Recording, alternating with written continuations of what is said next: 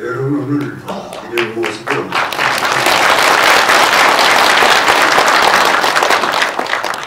여러분 앞에 나타나는 것은 미안하게 생각합니다.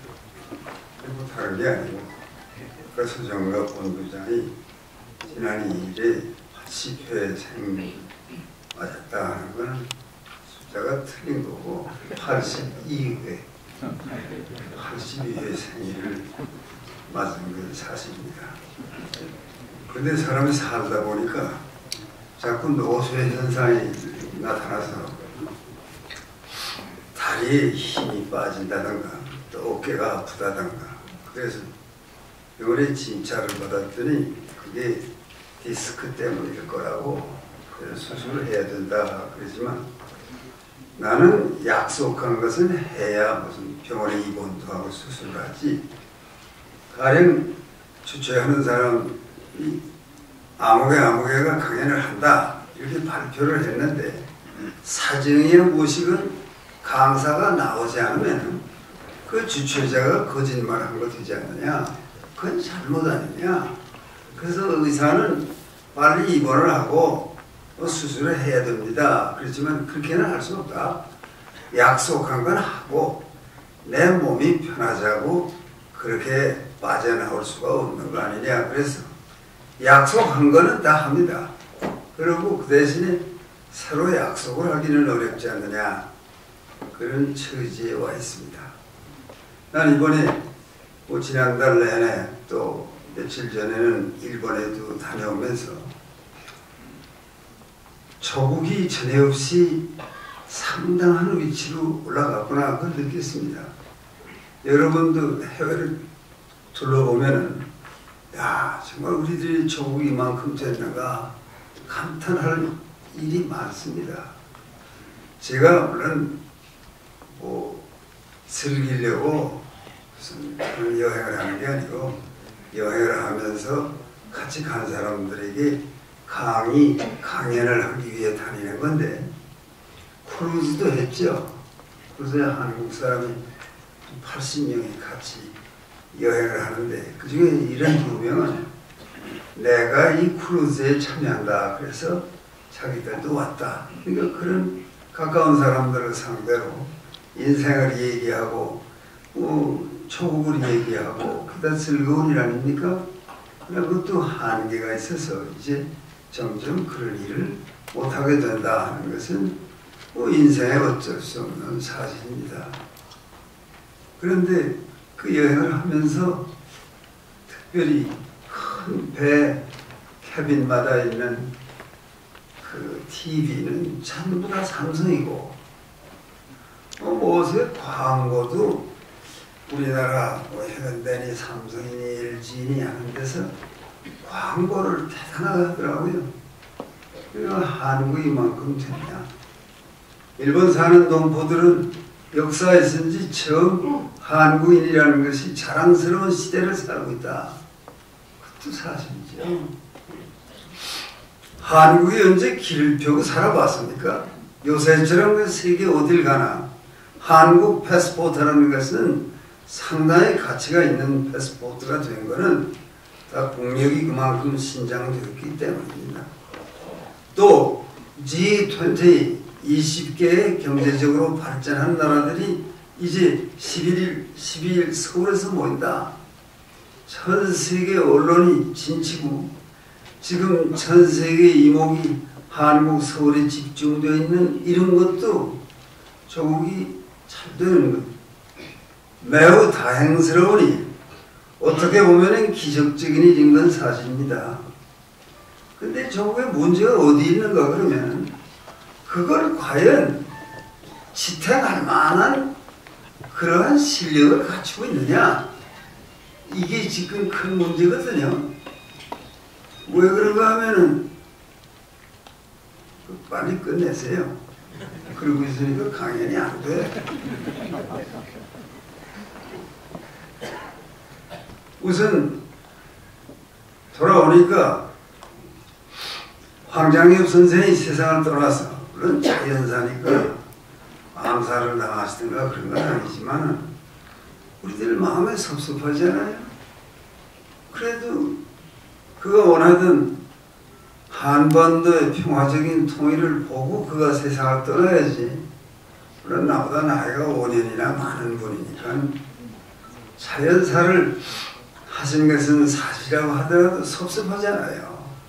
그래도 그 큰 뜻을 가지고 그래도 대한민국 품에 안겨서 대한민국이 내 조국이요 그렇게 선언한 그가 뭐 주체사상이 어쩌고 저쩌고 할 거 없이 그래도 한반도의 평화적 통일을 위해서 그가 목숨을 걸고 대한민국 땅에 찾아와서 그것이 우리에게 얼마나 큰 힘이 됐습니까? 전 세계를 향해서 대한민국이 100배, 1000배 북의 인민공화국보다 낫다 하는 걸 전 세계에 과시했으니까 그게 공로를 무시할 수 없는 거죠. 그런 인물이 세상을 떠나서 참 집안의 형님이 세상을 떠난 것처럼 내 마음에 섭섭함이 있습니다. 또 오늘도 무슨 유인물을 받았지만 그래도 서정갑이라는 한 인물이 한 시대에 조국의 자유민주주의를 수호하기 위해서 뭐 훈장을 받는 것도 아니고 연금을 받는 것도 아니고 열심히 일해왔는데 왜 법원은 그걸 깨끗하게 무슨 죄가 있냐 이렇게는 못하고 뭐 자꾸 걸고 넘어지니까 내 마음이 답답하단 말이에요. 왜들 그러느냐 말이에요. 대한민국이 누구의 나라인데 자유민주주의를 지킨다고 투쟁하는 한 사나이를 그렇게 괴롭힐 수 있느냐 그러면 이 나라에 양심이 어디 있느냐.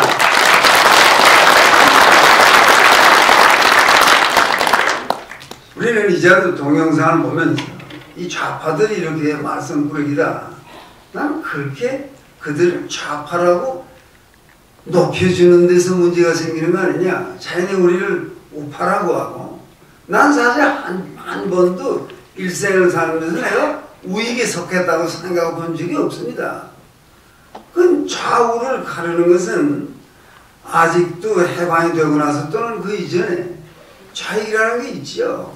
공산주의를 해야 되겠다. 그게 좌파입니다. 또 선진국의 정치적 상황을 보면은 다 좌파도 있고 우파도 있어요. 그러니까 뭐 영국에도 있고 뭐 프랑스에도 있고 독일에도 있고 다 있어요. 일본에도 어떤 의미로 좌파 우파가 있는 거죠. 근데 자꾸 이 한국적 현실에서 좌파 우파를 갈라놓으니까 우리는 움직이기가 어렵단 말이에요. 우리가 무슨 우파입니까? 뭐 우익이 돼서 할 게 뭐 있어요? 기득권을 유지할 게 뭐 있습니까? 아무것도 없어요.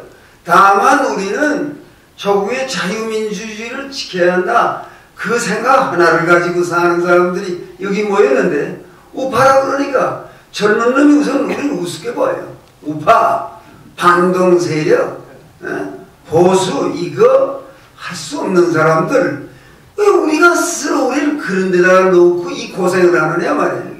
그러면 서정갑이 이 잘못된 놈들을 소탕해야 된다. 그러면은 그게 우파이기 때문에 그럽니까? 아니 서정갑이 지켜야 할 게 뭐 있어요? 아니 군에서 오래 있다 제대해서 몇 푼 연금을 받는 게 있을는지 모르지만 뭐 유지할 게 아무것도 없어요. 자비를 물려받습니까? 뭘 합니까? 재산이 있습니까? 뭐가 있습니까? 근데 스스로 우파 그러니까 저놈들이 우린 좌파다. 좌파? 진보 세력? 그러니까 우리 자신의 옥물을 만들어서 거기 걸려든 거 아니냐 그 말이에요. 우리는 우파가 아닙니다. 우리는 진보 세력이고 조국의 5000년 역사에 처음 자유민주주의를 하려는 그 현장에 뛰어들어서 자유민주주의 아닌 것은 받아들일 수 없다. 그런 확신을 가지고 나가는 사람인데 그 좌익, 좌파, 진보 세력을 저놈들이 다 가지고 말이야. 반미 친부로부터 비롯해서 더 나아가서 무슨 종북, 북이 하자는 대로 따라가자. 정당의 적화 통일이 좋다.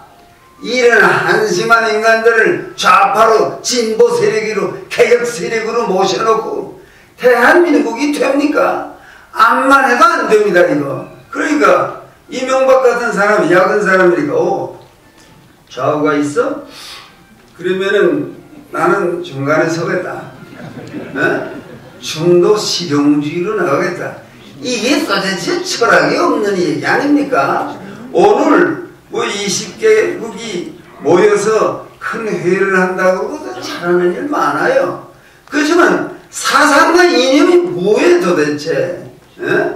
아니 이명박의 사상과 이념이 뭐길래 중도로 가는 겁니까? 프라그마티즘? 그것은 심리학에서 쓰는 말인데 있지요 실용주의라는 게. 그렇지만 지금은 한국에는 긴급한 상황에서 긴급하잖아요. 지금 북이 저짓을 하고 남쪽에 여러 놈들을 조직을 해놓고 때만 되면 이 G20도 방해해야 된다. 지금 도처에서 시작하잖아요. 그는 급하니까 이거는 어떻게든지 막아야 되겠다. 철탄도 쏴라. 뭐 그렇게 결정이 된다는 것 같은데 서양에도요. 거의 이 지금 서양이 무너져가고 있습니다. 솔직히. 저는 역사를 공부한 사람인데 서양을 이번에도 둘러보면요. 서양이 이 이상 세계를 이끌고 나갈 수가 없습니다. 그럼 지금 동양, 태평양 중에 동양에 한국 같은 새로운 나라가 지금 이 남북 문제를 해결하고 전진해야 되는데 이 무슨 진보니 계획이니 하는 개떡 같은 이념을 가지고 말이야. 하는 짓이 뭐예요? 아니 북을 찬양해? 그게 도대체 할 수 있는 일입니까? 북에 자유가 있습니까? 없어요. 뭐 4대 자유를 프랭클린 델레노 루즈벨트가 내세웠지만 4대 자유에 무슨 자유가 북한에 있습니까? 그 첫째가 언론의 자유입니다. 말하는 자유, 글 쓰는 자유, 표현의 자유. 그 자유가 있어야 된다. 그것이 4대 자유의 첫째예요. Freedom of speech and expression everywhere in the world. 세계 어디서나.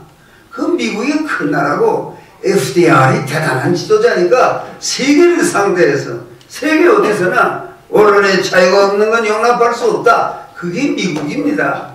언론의 자유가 북에 있어요? 너 북에 가서 김정일 당신 정치가 왜 이래? 말할 사람 없어요. 아니 부자 상속했으면 되지 또 손자에까지 물려줘? 손자 그거 생긴 거는 김일성이 젊었을 때 하고 비슷한 걸 보니까 손자인 건 사실인 모양인데 아니 그런 걸 내세우는데 대한민국에도 의견이 없어. 이게 정신 나가냐? 세계 보기 부끄럽다. 아니 아들이 한 것도 그런데 손자에까지 물려주다니 그런 여론이 대한민국에 일어나야 될 거 아닙니까? 그거 한마디 못하고 말해. 그건 왜 그러냐면 이명박 대통령이 된 것은 1100수십만이 저를 밀어줘서 됐는데 우리는 그때 희망을 다 포기했거든요. 안 되겠다. 저 사람 가지고는. 어쩌면 그렇게 중도가 뭐예요? 중도가. 그건 좌를 인정하고 우를 인정하는데 그러면 한쪽에서는 좌파라는 자들이 우리는 그 역사적으로 좌파는 훌륭한 겁니다.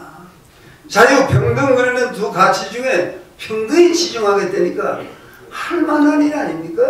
지금 대한민국을 놓고 좌파가 모아되는 놈들이 전부 다 이런 작자들이 말해 법원에도 끼어있고 정부에도 끼어있고 교육계에도 끼어있고 이래가지고 말해 대한민국이 자유민주주의로 나가지 못하고 가능하면은 적화통일의 길을 열어줬으면 좋겠다. 그걸 좌파 진보 세력이라고 합니까? 그야말로 반동 세력이죠. 그걸 이렇게 해놓고 이 고생을 하는 거예요. 그 대통령이라는 사람이 나와서 한국 좌파 우파가 어디 있어? 나는 다만 자유민주주의 깃발 하나를 들고 전진한다. 따라올 사람은 따라오고 싫은 놈은 그만둬. 이래야 정치가 되는 거죠. 아니 좌파 우파 갈아놓고 그러면 우왕 좌왕 그 말 아시죠? 우왕 좌왕 여기 갔다 저기 갔다 그 꼴밖에 안 되는 조국을 그걸 우리들의 대한민국이라고 할 수 있습니까? 이명박 대통령이 잘한 일이 많은 반면에 이 국민이 나갈 길을 아주 애매모호하게 만들어 놨단 말이에요. 대한민국 어디로 가야 돼 이제?